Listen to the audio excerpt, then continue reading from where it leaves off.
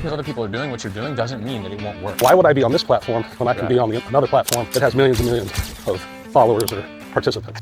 X is the next generation.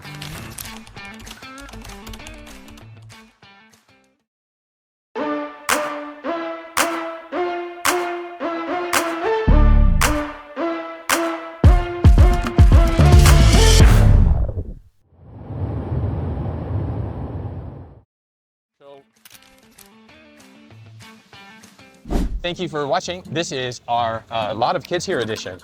And we have a guest here today, Colby. Colby, great to have you join us. If any of you would like to join us for our podcast, just write us or message us and we will have you on the show. And if you have any problems in business, send your letter and these crazy kids will read them to us. All right, Katie, what you got? Hello, millionaires. I hope you can help me settle a debate I'm having with my friends. I'm a computer programmer for an insurance company. 5 or 6 years ago, I told my friends an idea I had for a social app. It's like X, formerly Twitter, but for old school Democrats. My friends thought it was a great idea, but I kept talking myself out of building it. Finally, a couple of years ago, I started working on my app, and I spent hundreds of hours, maybe thousands, perfecting it. My friends have kept telling me to launch it, but I still have more features I want to add before the public sees it. Now, the very same friends who told me to build it to begin with and kept telling me to launch it are telling me that it won't work at all because there are already apps out that are just like it. But they don't understand that mine will be much, much better. I just need to hire some coders to help me finish it, and that's going to cost money I don't have, but I can borrow it. Friends say I'm throwing good money after bad. Is there room in the market for a center-left social media platform, or am I trying to finish this just to prove my friends wrong? So, Bryson, we're going to hear from you first. You got, you are in this friends group, right? And you got a business idea, and in your mind, you're like, wow, this is a great idea. You go to Colin, he tells you it's just a terrible idea. Brian Bear, he's super encouraging, that's his superpower. He's gonna say, man, that's a great idea, you should do it, all right? Appreciate it, Bear. And then Asher, I don't know what, he says, you know, why don't you just see if you can sell it, and if somebody buys it, then you can work on, you know, figuring out how to deliver it. Yeah. Whose advice do you take? Okay, so I think if I have this feeling in my gut that this is actually gonna go somewhere, I think I'm probably gonna keep continuing on with what I believe as far as pursuing like this business idea. Now see, Bryson, I gave you 3 options and you picked the 4th one. Okay, so you're saying go with your gut, don't listen to the market, don't listen to Colin, and don't listen to Asher or Bear. Well, I mean, that kind of would be listening to Bear because Bear's the one encouraging me to keep going. So I think that would honestly be going with him. I see. So Bear is your gut check. So you know Colin's going to have some sarcastic answer. I can't trust Colin ever. You can't trust Colin. We all can't trust Colin. So basically, you could either just do whatever Bear tells you, or you could just do the opposite of whatever Colin tells you. That's the market speaking. Right? That is the market speaking. Okay. And so, but you would just say, I'm going to go with my gut. Now, you know who thinks this is a good idea, by the way? Elon Musk. He says he doesn't care what the market says. He doesn't care what researchers say. He just builds products he wants to buy, and then he assumes there's other people in the world that want to buy it too. Well, he's pretty rich, so. Yeah, except the Cybertruck. Yeah. Didn't work. Oh. He built a truck he wanted to buy, and no one wants to buy it. And, you know, whatever. But biggest selling category of vehicles in the United States, and he's not able to sell any vehicles. So, but you're right. He's rich. He's done really, really well. His philosophy has worked a whole lot. So, you would just go ahead and go with your gut. I mean, I think I would obviously take into consideration what they have to say, but I think in the end, the decision is going to be up to me. And if I like really see this going far, I think I'm going to continue pursuing it. Got it. So with smart friends like these, you can't ignore what they say, right? These are very wise guys. No, yeah, very, very wise. Okay, good. All right. So in this particular case, Brian, you got a guy who dragged his feet about launching this product. Now he wants to perfect it, and but his friends say, just launch it. See if anybody's interested in it before you waste any more money on it. What do you tell him? You could take it out. It's not just a launch or not launch. I think you roll it out in maybe stages to see if the market likes it. We see that from time to time, guys. Got to wait till the end product is completely done and they've spent $1 million on it before they decide, okay, now it's ready. Yeah. And 3 years later, they now have this end product that's now past its time. Twitter's already taken off. It's crushing it. X is the next generation. And you found there's a market for it in the right-leaning political party who just loves X. So now you think you're going to develop this software for the left. I would start out in stages, maybe, if you're going to continue to pursue it. But it sounds like he has a beta that he could have launched already. Yeah. He just doesn't want the public to see it because it has, you know, whatever, there's less on it. But there are 2 big sites that are just like this. One is Blue something, and the other one is, sorry, does anybody know? Blue Sky is one of them, and Threads. These are two left-leaning Twitter alternatives, which already have kind of that critical mass of. But I think they might be hard left. I don't think they're center left, right? So there might still be a lane. And you know, this whole thing, Brian, your business is very successful. You're not the only company doing it. You don't have a patent on what you do. Just because other people are doing what you're doing doesn't mean that it won't work. Sure. I think that the Shark Tank people obsess about that. Like, do you have a patent? Yeah. Like, well, no, pizza can't be patented, but Domino's seems to do pretty well with it. Yeah. Right. So you don't have to own the market. But again, we know this guy, don't we, Brian? Yeah, the we guy sure do. who has a software company. It's an AI wrapper product, and he's been working on it for what, 2 years? Yeah. Meanwhile, almost everybody we know in your industry is already signed up for a competitor. Right. And does that mean he shouldn't do it? In fact, there's still room for it. There's no dominant player. Yeah. In this category. I think it's well, I don't want to say what it is because you might watch our podcast, but he takes. Everything has to be perfect before he launches it, and like that's not how business should work. But No. I don't know. What do you think? Obviously, you're in a heavily regulated space, aren't you, Colby? I am. So you don't have the option to be like, "Hey, I got an idea. Let's make up a new product and see if anyone will buy it." Well, no, I'm in the insurance industry, and our products are pretty well known. Yeah. There's ways to get creative as it relates to how you finance those products, but the insurance industry is by state heavily regulated, so it takes a lot of work to bring a quote new product to the marketplace because you've got to get past regulators in order to do that. Okay. It's also, you know, you I'm sure make very good money. You're living in this beautiful neighborhood. I know a lot of guys who work corporate jobs like this who, because they're like, they feel income capped, they want to start this kind of side hustle. And so they'll do stuff like this guy's talking about. This guy works at an insurance company and he is on the side, worked on this project. So there's a lot of entrepreneurs sitting there in corporate life who are trying to get something going.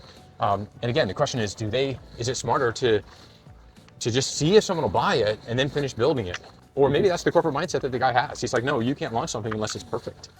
Right. So the way I heard the question was the person was listening to friends and family as to whether or not the idea would work. And ideas are great, but I think for this person, they should go speak to people that are actually doing what she wants or he wants to do with this idea and get a sense of, does the market really need another platform? The other thing is, I heard they want to build it around being an old school Democrat. Well, I think today's generation that is very tech centric and into platforms and speaking their mind on X and other platforms don't necessarily know what an old school Democrat is. Oh, that's true. So defining what your product is and who your core audience is going to be, I think is very important, because if you just want to put another platform out there for people to type what they're feeling, you're going to move away from being a quote old school Democrat pretty quickly. Yeah. Oh, I see. And so your radical. So your message gets muted, and people go, well, why would I be on this platform when I can be on another platform that has millions and millions of followers or participants? So there's a risk, isn't there, Colby, that we become like the friends who presume to be the market, right? Right. Like we can say, oh, there's not a big market for Walter Mondale Democrats, but in truth, we're making the same mistake that friends are, is being presumptuous. Presumptuous, that's right. And we in C12, like we're in this business roundtable group for Christian business owners, and this is like our biggest failing, is guys will come forward with this idea. It's like, oh, do you think I should offer this? And we're like, no, I don't think it'll work. Or I would buy that. Or I think there's money. And we're like, who are we? Yeah. We're not psychic. Just we're like, but you're giving your worldview. Yeah. And your worldview can be myopic in the sense of it's very channeled into what you do and who you hang out with. Well, truly, and what we want. And what we want, right? Right. And so knowing what the rest of the society wants, I think that takes that's a much bigger endeavor and a bigger project to figure that out. Yeah. But I think to keep it centered, I'm sorry to be like diving into the specifics of this. If they call the app Mondale, wow, then people would actually understand what it is. Yeah, sure. Right? Right. Good point. Because that's what the world needs right now, honestly, is a genuine left of center party that's not ready to literally burn it all down. Right? You know what I mean? So we can have like a fair fight here. And that just doesn't exist in the world. So like I think there's a lane for it. But let's say only 1% of Americans subscribe to this anymore, right? Because truly things have gotten very extreme on both sides. 1% of 350 million people is a lot of money. You know what I mean? Say that again. If only 1% of America would sign up for this, it's still millions of eyeballs. That's right. And so you don't have to be Twitter to be rich. You know what I mean? So if somebody had come to me and said, hey, I'm going to start a website company, I'm going to make millions of dollars. Before I started mine, I just said, well, that's stupid. Every kid in community college can build you a website. You don't need to, that's just crazy. That's not going to go anywhere. And here I am. And so it's like, it doesn't have to be dominant or new, or I think newer ideas actually work worse than. I think if he had said, hey, I'm going to have a website that's just like X, I'm going to call it Z, and it's going to have a bunch of right-leaning memes and it's like, wait a minute, so it's going to be just like X? Yeah, except it'll be Z. Okay, great. I like this idea because we know it works for X. Yeah, sure. So the other thing that the writer of the question said was it's going to be just like, but only better, right? And so how do we define that, right? Like, Yeah. how do we define better? Don't the users on social media platforms somewhat determine what's better and the way that market does, in the way that it's utilized? So well, he's making the mistake of thinking that features are why people like X. People like X because they're the people they want to follow are on X. right. So features aren't, you can put 10,000 features in Right? it. Does that make it quote better? No, without users. Right. It's got to have a network effect. So, which is why there have been tens of thousands of these social media platforms that have launched, and there are 10 of them that are commercially viable. So they just don't take off. For instance, does Truth Social get off the ground and have any followers if Donald Trump isn't the Oh yeah, exactly. the author of quote The Truth brand. Social, the brand, right? Yeah. So Here's another one, and Asher was getting to the point, and Colby, you sort of touched on it too. When we say the market speaks, part of the market, when we go to our friends, family, or you go to your other business associates, the market could be, hey, oh really, you think it's a great idea? Great, we're looking for investors. Let's let the market speak. Oh yeah. If the other guys are like, I'm in, I see where you're coming from, right. versus, and I'm willing to put some money behind it. I'll not just buy your product. Yeah. I want to be a part of it. Yeah. Now you know if you've got something or if it's just. That is sort of a market signal, but again, a buyer. Let's get Yeah, some but if it's not customers. my money, and I think it's a great idea. I'm more inclined to say, hey, let's go. Let's run forward with it. Yeah, but what if I'm a rich guy and out of respect for you, or because I want to marry your daughter, or because Well, whatever, great. I'm going to write a check for a few $1,000s. I just think, I don't know. I'm not saying it's going to be successful because of it. I'm saying you're giving it a chance. It is a better signal than just, hey, good Yeah. job, buddy. I Good think luck with well, that. Yeah. And that's what he's got so far. That is what he's He's got got so some far. buddies just saying, I think it's great, or I think it's terrible. So they did this study, and they said that if you tell your friends you're going on a diet, you're less likely to lose weight than if you keep it a secret. And they say because when you say to people, oh, I'm on a diet now, and they say, oh, good for you, buddy, then you get a little bit of a satisfying social affirmation that stops you from earning that. But if you lost weight, then this is what you're going for, right? You want people to say, hey, man, you're looking good. If you can get that before you do the work, you'll never do the work. And so in the same way, like when you have an idea and you're torn about it, and you go to all your friends and you get mad because they're not telling you it's a great idea, or you get excited because they do tell you it's a good idea, either way, you're going through this emotional journey that really should come from succeeding in business and not simulate it, right? You're going to have to actually sell some stuff. I have this framework. There's 7 stages of a business, and the first one's an idea, and the second one's called first dollar. You can move from just stage 1 to stage 2 just by selling one of them. Just sell one, whatever it is. Just sell one, and then you can move on through the journey of building an enterprise. But there's no point in just camping out in this idea zone where you're either wasting mental energy or you're wasting money, just dreaming of something. Build it. You don't have to build it. Yeah. You can finish it. And in this app world we're talking about, you actually don't even have to build an app. You just have to build a logo, put it on the App Store, and as soon as people download it, then now you have a signal. You say, oh yeah, 10,000 people downloaded it. It doesn't do anything, but it does say coming soon. We'll let you know when the update's ready to launch. And then you run some advertising on the Google App Store or on the Apple App Store, and what you then have is, okay, I spent $2,000.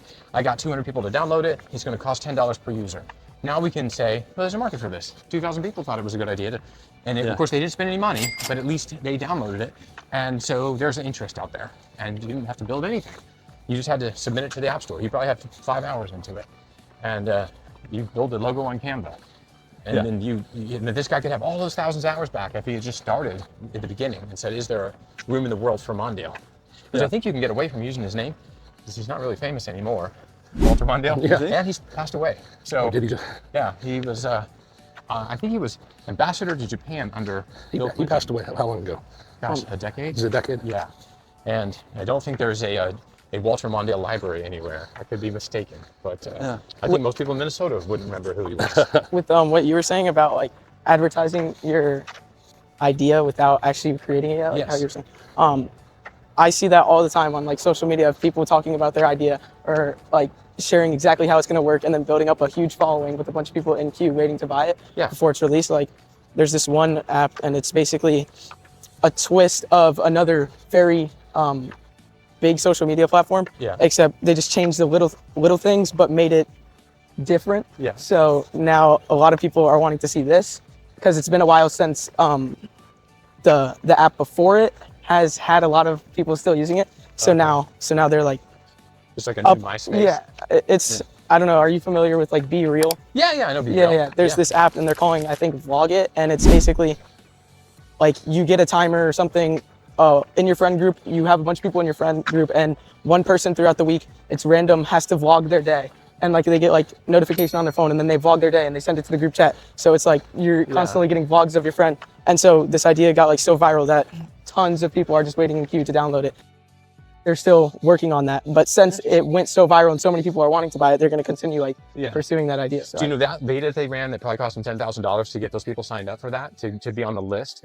That market signal, they can walk around Silicon Valley, raise $1 billion, get all the coders working on it, get it done in just a few months, and they will be, I don't need $1 billion. They'll have no trouble raising $10 million of seed funding just off of those signals. And I mean, this is how business is supposed to work, but we don't do it in our regular businesses. We're just like, no, I want to be perfect. I want to really build this whole thing out. And we're like, it's a perfect way to start a business today. Just see if it works. Don't try to spend money perfecting it. But we know so many guys who will sometimes spend hundreds of thousands of dollars on an idea that the market is just telling them, shut it down. It's not working. It's not going to happen. You know, the economic case for solar panels isn't there right now. And they just have to shift. They've got to switch gears because the market is so hard to sell them right now. And nobody's making any money in that space. Then the biggest player went bankrupt, and there's our beautiful solar panels right there. All right, so guys, what do you think? If you have a hunch, should you be like Elon Musk and just build it, or should you be a perfectionist and before something rolls out, should you just make it absolutely perfect and then see if it'll sell, or should you build like this guy did with this? I think this is a clever idea. I honestly, I think me and my friends might have to.